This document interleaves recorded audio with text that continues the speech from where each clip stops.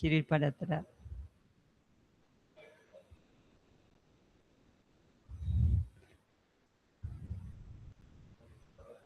Bueno, seguimos hablando de bonos. Nosotros ayer habíamos visto que los bonos son títulos de deuda, es decir, que los tenedores de bonos, los inversores que compran un bono son acreedores de la empresa y como tal tienen derecho a recibir la devolución de su capital que le prestaron, que es a través de la amortización, y también de recibir una renta.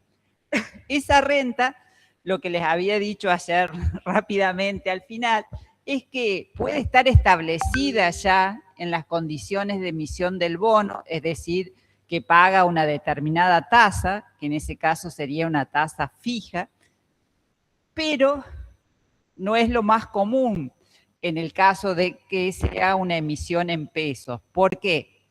Porque entre que se decide la emisión del bono y que realmente el bono sale para su negociación, puede pasar un tiempo y las condiciones del mercado van cambiando todo el tiempo. Entonces, si nosotros fijamos una tasa,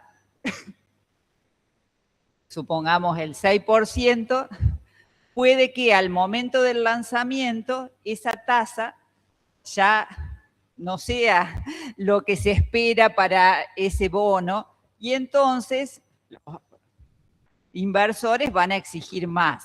Y si exigen más, ¿qué va a pasar? Que ese bono va a cotizar bajo la par, es decir, para ganar eso ya no van a pagar 100, sino van a pagar menos. Y si la empresa quiere recibir todo el valor nominal, entonces debería pagar lo que los inversores requieren de acuerdo siempre al riesgo que tiene esa empresa y este bono.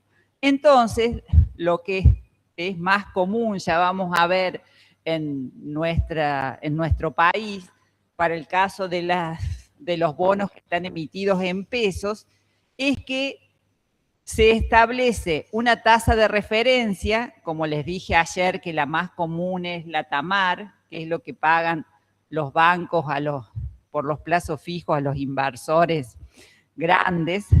Y en ese caso, lo que se licita, digamos, es cuántos puntos por encima quieren de esa tasa. Entonces, lo que se logra es que los inversores tienen la tasa que requieren y entonces en ese caso están dispuestos a pagar el valor nominal para que el bono cotice a la par. Ya vamos a ver ese tema.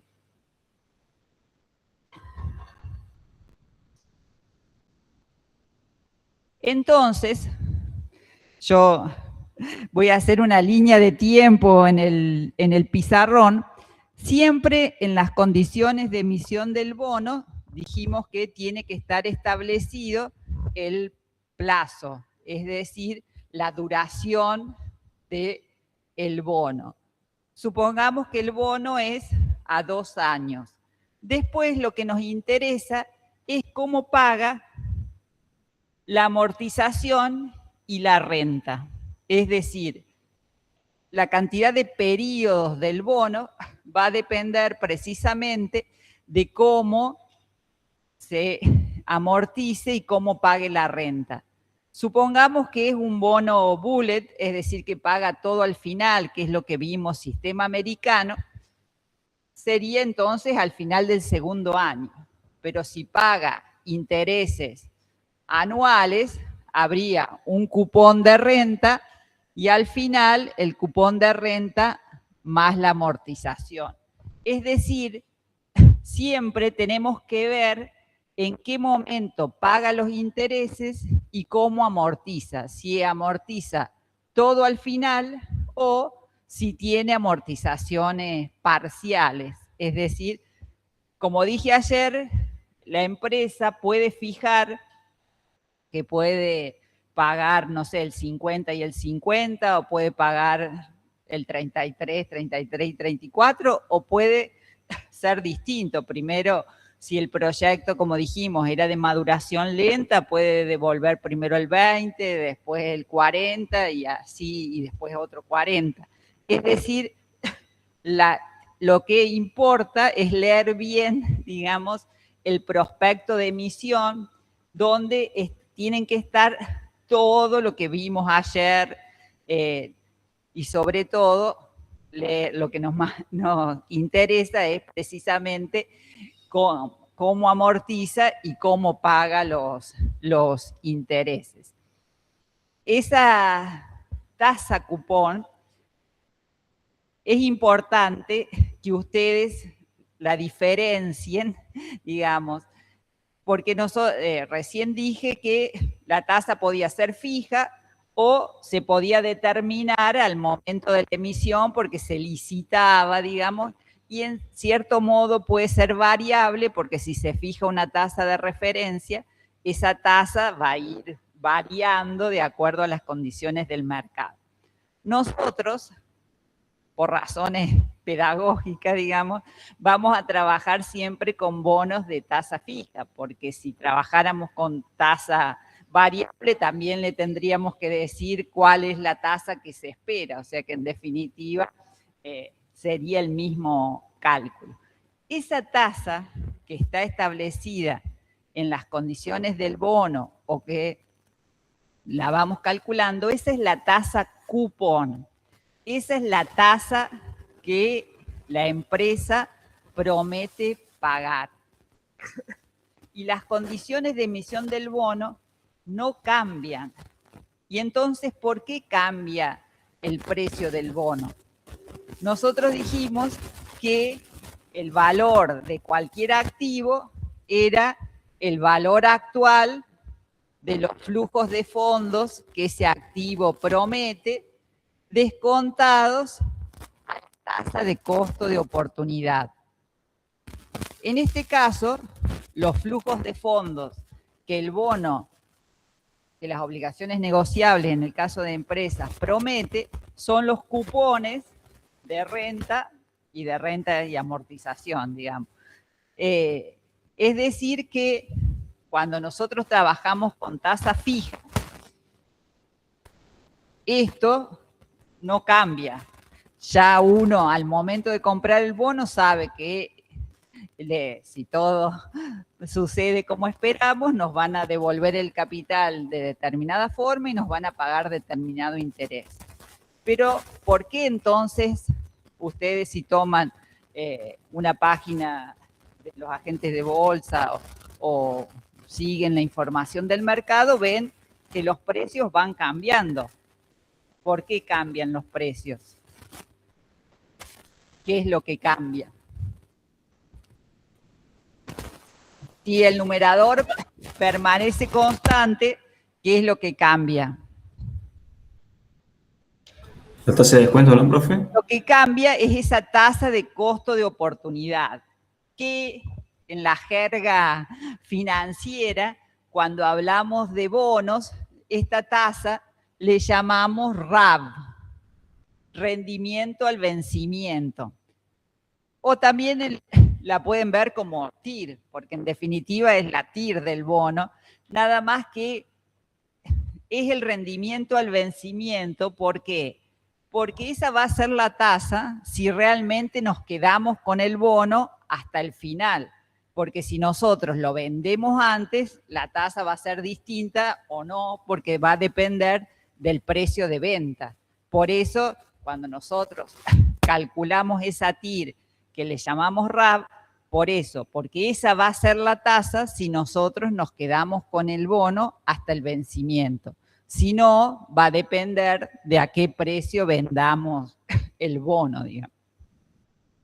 También hay un tipo de bono que en general no lo emiten tanto las empresas, no es común que lo emitan más, lo emiten los gobiernos, sobre todo en el corto plazo, pero que es importante que ustedes también lo conozcan o sepan, porque por ahí trabajamos también, ¿Escucharon hablar de los bonos cupón cero?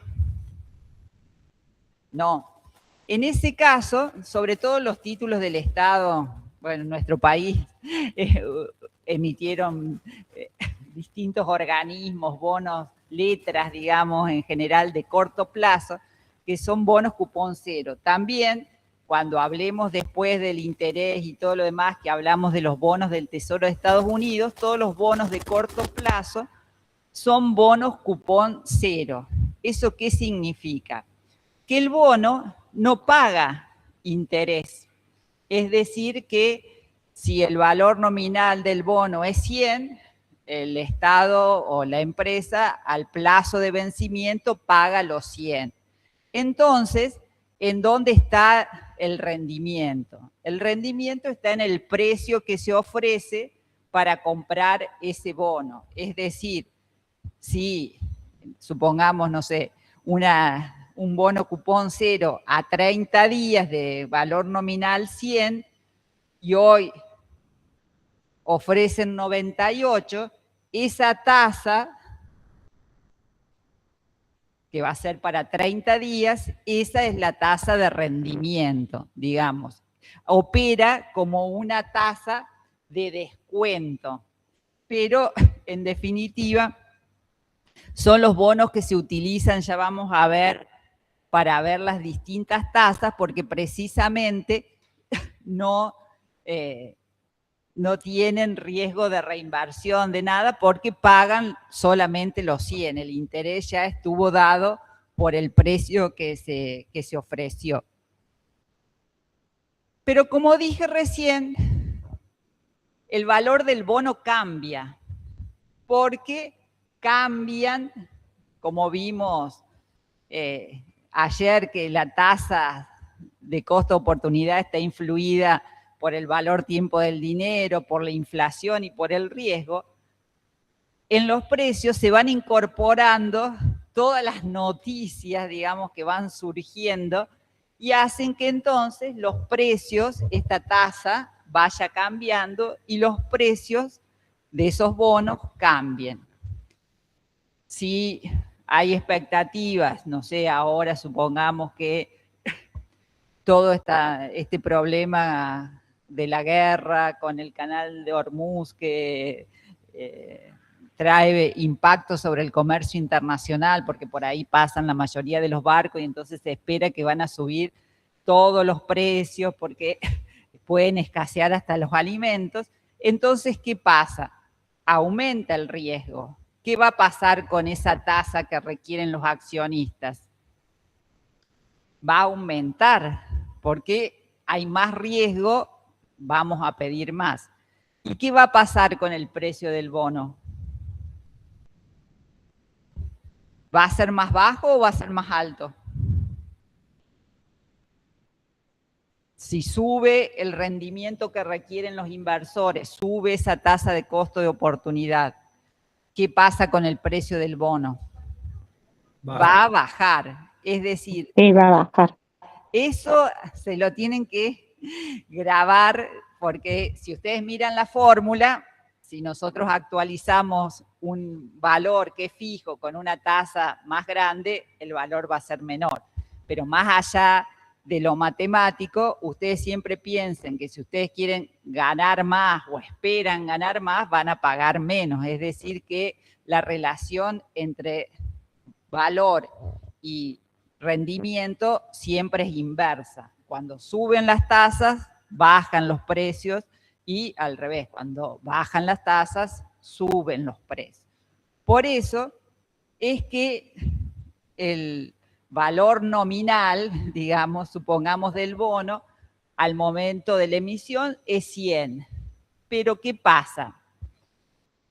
Si se licita la tasa, es la tasa que requieren los accionistas, entonces en ese caso la empresa va a obtener los 100. ¿Por qué? Porque la tasa cupón y la tasa RAB son iguales, entonces va a obtener los 100.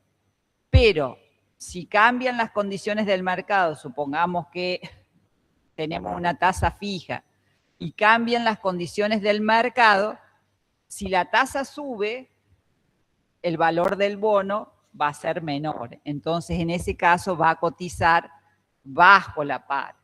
Y al revés, si las condiciones mejoran, que las tasas bajan, el valor del bono sube y entonces en ese caso cotizaría sobre la par.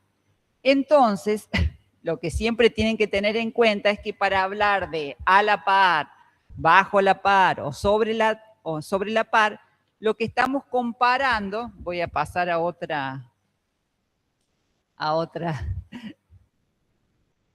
acá lo tenía, siempre tenemos que comparar la tasa cupón con la RAB. Si la tasa cupón es igual a la RAB, el bono va a cotizar a la par. Si la tasa cupón, el rendimiento que requieren los inversores es mayor que esa tasa cupón, la única forma de obtener mayor rendimiento es pagando menos, entonces va a cotizar bajo la par. Y al revés, si la tasa cupón es mayor que la RAB, va a cotizar sobre la par. Ahora vuelvo para atrás porque siempre tenemos que tener en cuenta, como dije, en qué momento estamos. Porque una cosa es el plazo del bono, que en las condiciones de emisión dice que son 2 años, 1 año, 3 años, y otro es la vida o periodo que le queda al bono. ¿Por qué? Porque nosotros podemos estar analizando al momento de la emisión del bono, pero también podemos estar analizando qué sucede con el bono en cualquier momento. Entonces, para poder ver el valor de ese bono, la cotización de ese bono, tenemos que conocer cuál es el valor nominal residual, es decir, si ya amortizó o no, y cuánto le queda de plazo o vida al vencimiento. Es decir, supongamos un bono, después lo vamos a ver con un ejemplo, con un ejercicio, digamos, pero supongamos que un bono es a 2 años y que cotiza el 50% al primer año y el 50% al segundo año.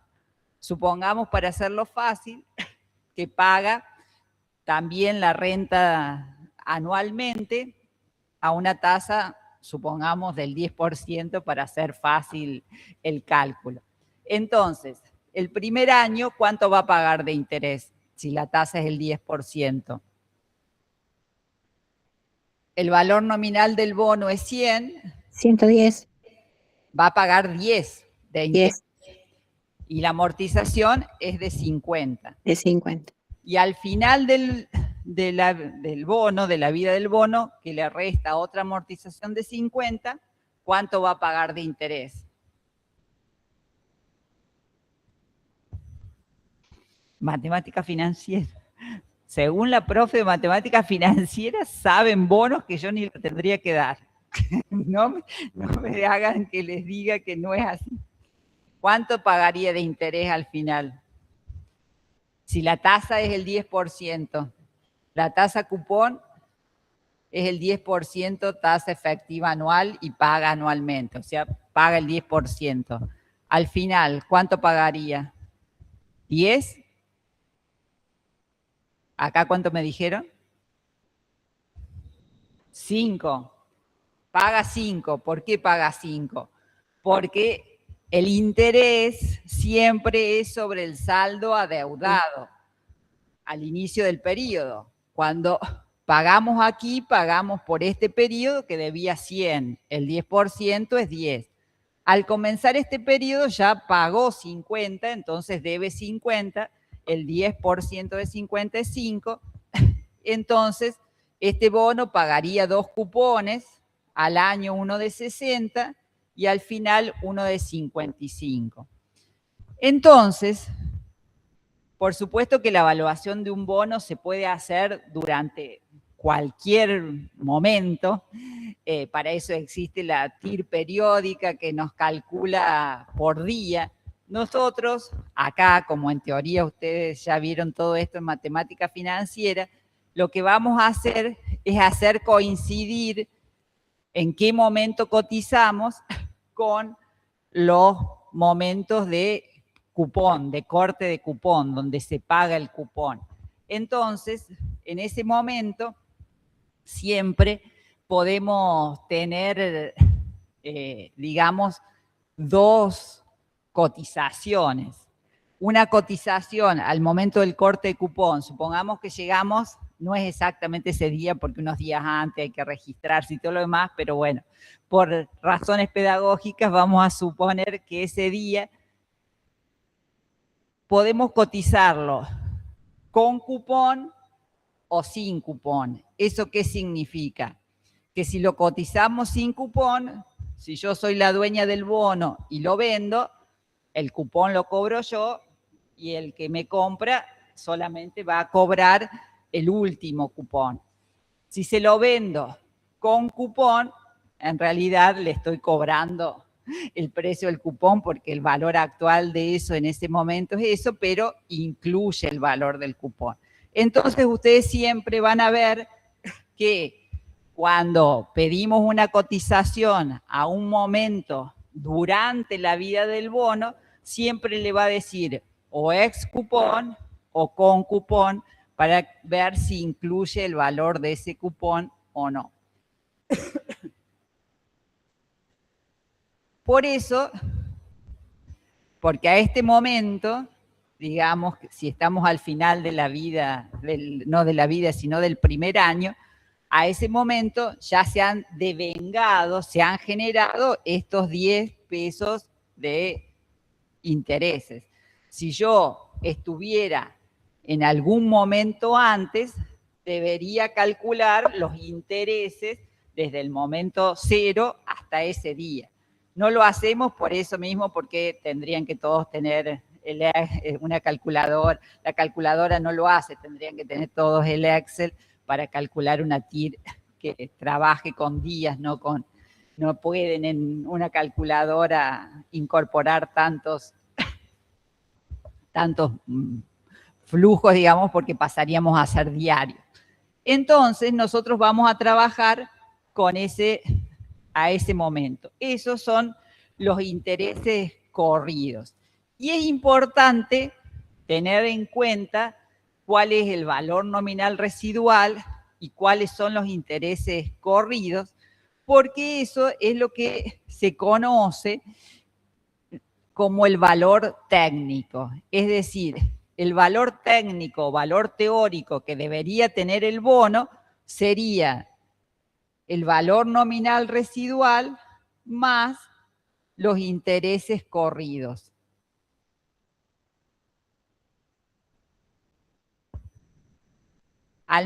Este bono, al momento del lanzamiento, ¿cuál sería su valor técnico o teórico?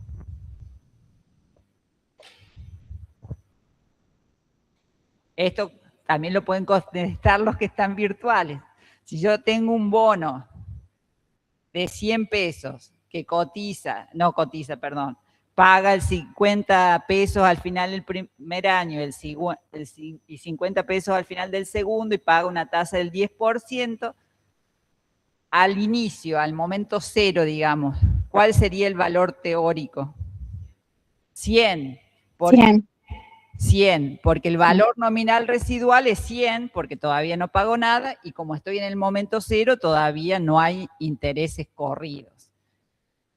Si yo en cualquier momento, hasta la fecha del corte del primer cupón, la diferencia sería que serían los 100 más los intereses corridos hasta ese momento.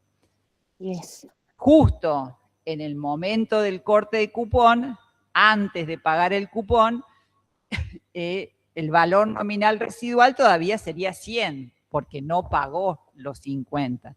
Más los intereses, si estoy en ese momento, serían los 10. Una vez que paga ese cupón, a los 3 o 4 días después del primer año, ¿cuál sería el valor técnico?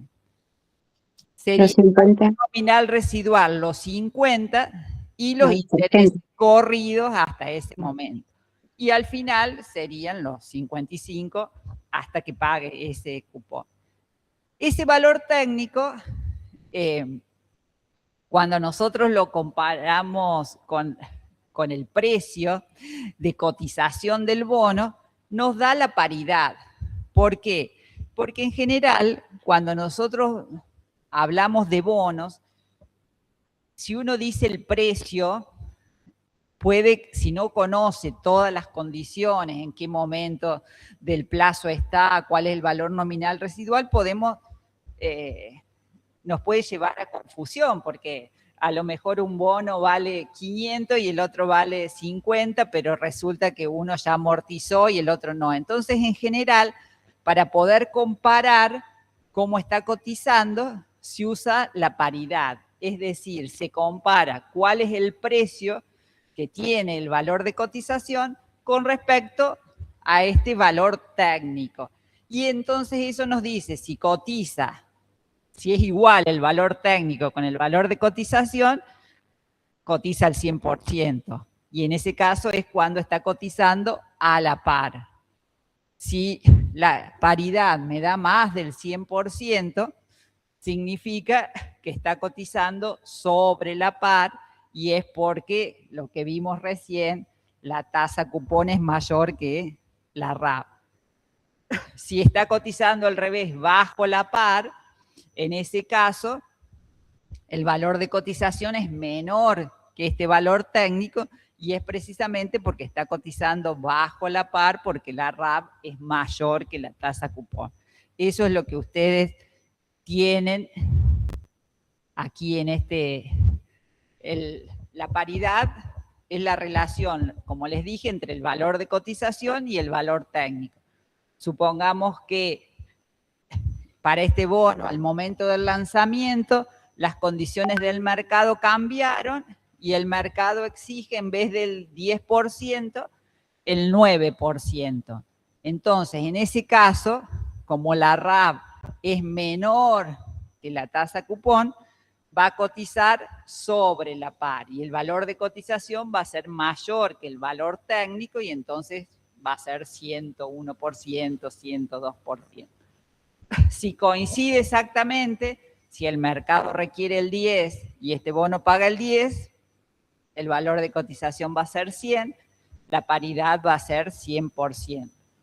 Y al revés, si justo pasa todo esto ahora que hace que suba el riesgo y en vez del 10 piden el 12, entonces en ese caso el valor del bono va a ser menor que 100, el valor de cotización va a ser menor que el valor técnico y va a estar cotizando bajo la par y la paridad será el 98, el 95, el 99. Ya lo vamos a ver después con un ejemplo. Y lo que me quedaba, después, bueno, el bullet ya lo vimos y el bono cupón cero también.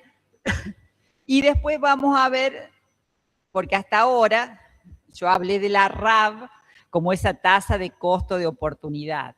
En el caso de los bonos, la RAB, esa tasa de costo de oportunidad, es lo que rinden bonos de similar riesgo. Es decir, nosotros queremos ver cuánto podemos exigirle a un bono de una determinada empresa con ciertas características y podemos ver en el mercado cuánto están rindiendo los bonos de similar riesgo. Ya vamos a ver qué influye en el riesgo para ver en qué nos fijamos. Por un lado, ya a simple vista sabemos que tienen que ser bonos de similar plazo, porque no puedo comparar un bono que sea 10 años con uno a 2 años, con uno a 1 año. Y después ya vamos a ver qué otras variables influyen para medir ese riesgo y la duration, que dice ahí, la duration modificada, son indicadores que me permiten analizar el riesgo del bono y poder comparar entre distintos bonos. Antes de seguir, les quería mostrar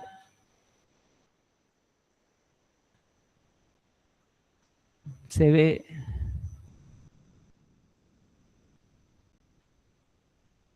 Me voy a sentar porque soy inútil.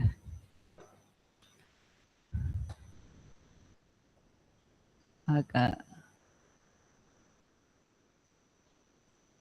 ¿Dónde puedo verlo más? Bueno, acá, si lo ven más o menos, es una obligación negociable clase 1 de Arcor. Entonces, en este caso, Arcor da a conocer, este es un aviso de suscripción, resumido, digamos, entonces, porque está el prospecto, porque Arcor, si ustedes después lo leen, se los voy a poner para que lo lean, el prospecto de emisor frecuente, es decir, porque Arcor autoriza unas cantidades de dinero, digamos, a emitir en obligaciones negociables y después va sacando distintas series de eso. Entonces, es un emisor frecuente de obligaciones negociables y entonces habla del prospecto, tiene un prospecto general y un suplemento del prospecto. Por supuesto que tiene que estar todos los datos del emisor, que es Arcor, el domicilio, quiénes son las entidades generalmente bancarias o del sistema financiero que van a ser los colocadores de esta emisión. Y lo que importa es, siempre hay un periodo de oferta, es decir, si ustedes compran normalmente a través de un agente, la gente les va a avisar de que Arcor saca a la venta esta emisión de obligaciones negociables para que presenten la oferta. Entonces, en el periodo de oferta, dice, comienza a las 10 horas del 22 de julio del 2025 y finaliza a las 16 horas. O sea, tienen esas 6 horas para hacer todo. Y después la fecha de adjudicación. Entonces, el procedimiento de colocación primaria, porque acá hay unos inversores que compran todo y después las venden, pero lo que me interesa es que ustedes vean cómo tiene que estar todo lo que nosotros dijimos. El monto de la emisión, que es hasta 300 millones de dólares, ampliable hasta 400, en el aviso de resultado que después vamos a ver, dice cuánto colocan, cuál es la fecha de emisión y de liquidación, el precio que lo informan, el valor nominal unitario de cada obligación negociable es de $1.000 y uno puede comprar una. O sea, hay otras que se pueden comprar de a $100, esta no. Tenían, porque es del 2025, 1.000. En este caso, la moneda de denominación y pago es los dólares estadounidenses. La fecha de vencimiento, elegimos esta porque tiene eso, es a largo plazo, porque después vamos a ver que la mayoría está emitiendo a 1 año, a 2 años. Esta es a 8 años. A 8 años contados desde esa fecha de emisión. La amortización, que es lo que vimos, será pagado en 3 cuotas anuales consecutivas, empezando en las fechas de pago que se indicarán mediante un aviso complementario y por los montos establecidos. Después más abajo está, paga el 33%, y el 34% la última amortización. Y acá las obligaciones negociables, dice, devengarán intereses sobre su capital pendiente de pago a una tasa fija nominal anual que será informada en el aviso de resultado porque licitan, digamos. Y la fecha de pago de intereses en forma semestral. O sea que ustedes acá ven que son 8 años, pero el pago de los intereses es semestral. Y la amortización, que es solamente en 3 cuotas, que no me acuerdo si eran a los 4, 6, 8 años, no tienen un periodo, digamos, parejo, como decir anuales. En este caso son 3 cuotas en 8 años. La fecha de pago de intereses son pagaderos en forma semestral, lo que les dije, por periodo vencido y todo lo demás. La característica que tienen estas obligaciones negociables, porque es de largo plazo, es que las pueden rescatar anticipadamente. Entonces, eso también influye en el precio por las tasas que paga, digamos. Hay muchas obligaciones negociables. Hay obligaciones negociables que dan derecho a convertirse en acciones en un determinado momento, que tienen otras condiciones. Nosotros vamos a trabajar con las obligaciones negociables simples, digamos. ¿Por qué? Porque si, por ejemplo, en algún momento se pueden convertir en acciones, eso ya lo podríamos ver al final de la materia cuando veamos opciones, digamos. Pero ahora vamos a trabajar con las obligaciones negociables simples. Bueno, entonces lo que me interesa es que ustedes vean, porque es largo, todos los datos que tienen, y que muchas obligaciones negociables van a ver que tienen el tema de la calificación de riesgo. ¿Oyeron hablar de las calificadoras de riesgo, las calificaciones de riesgo? Poco. Bueno, las calificadoras de riesgo son empresas que en general son internacionales y tienen en todos los lugares la parte local, que tienen que estar inscriptas en la Comisión Nacional de Valores, tienen que tener manuales de procedimiento, por supuesto, y lo que hacen es calificar a las distintas emisiones, ya sean, pueden ser de deuda, pueden ser acciones, pueden ser empresas, bonos, qué riesgo califican. Ya vamos a ver que hay varios riesgos, pero el riesgo que califican estas empresas calificadoras de riesgo es el riesgo de impago. Es decir, qué posibilidad tiene esa empresa de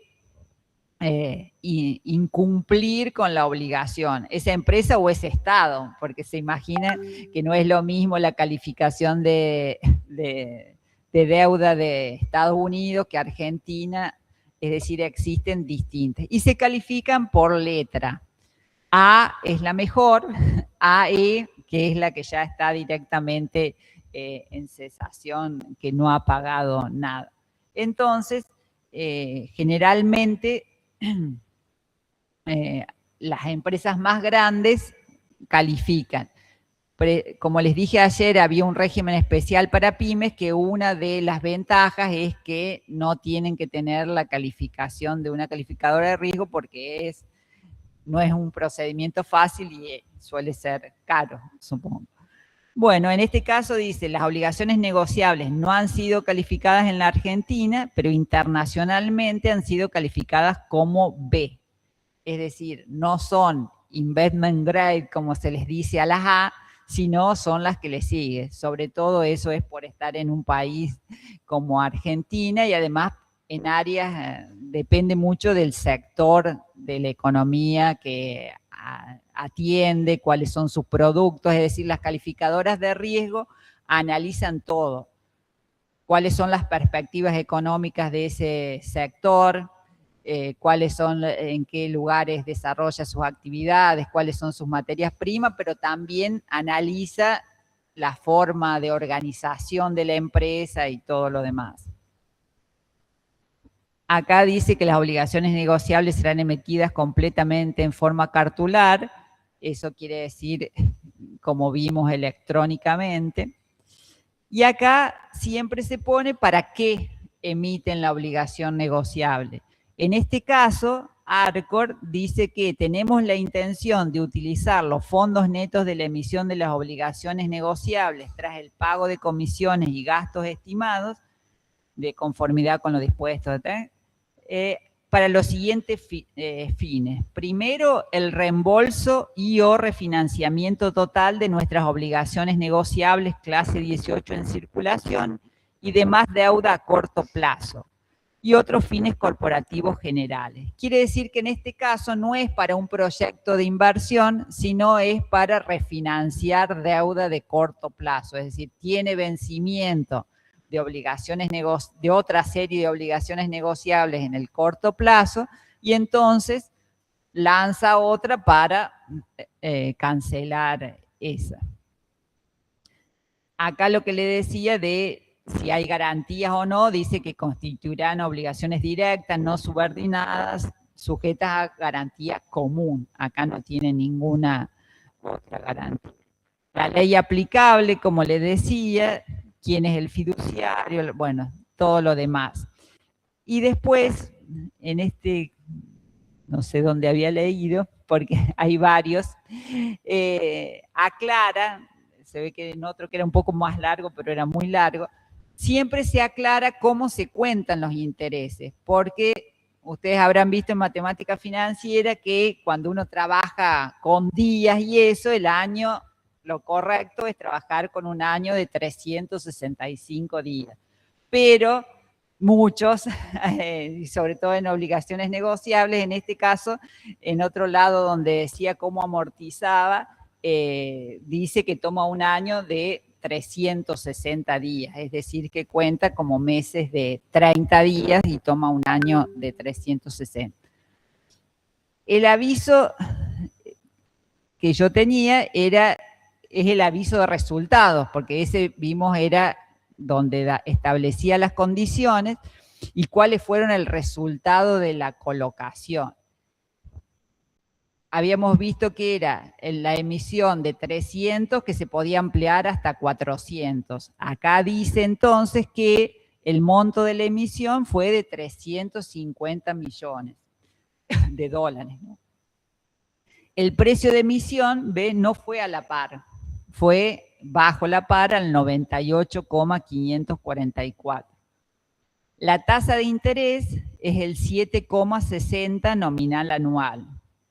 La fecha de emisión y liquidación es el 31 de julio de 2025. Entonces, ese es el día que se toma como inicio de la vida del bono. A partir de ahí se cuentan los 8 años, por eso dice la fecha de vencimiento es el 31 de julio del 2033. Las fechas de amortización dice que son pagaderas en 3 cuotas anuales consecutivas, empezando el 31 de julio del 2031, o sea que tiene todos los primeros años de gracia, digamos, donde solamente paga intereses semestralmente y comienza a devolver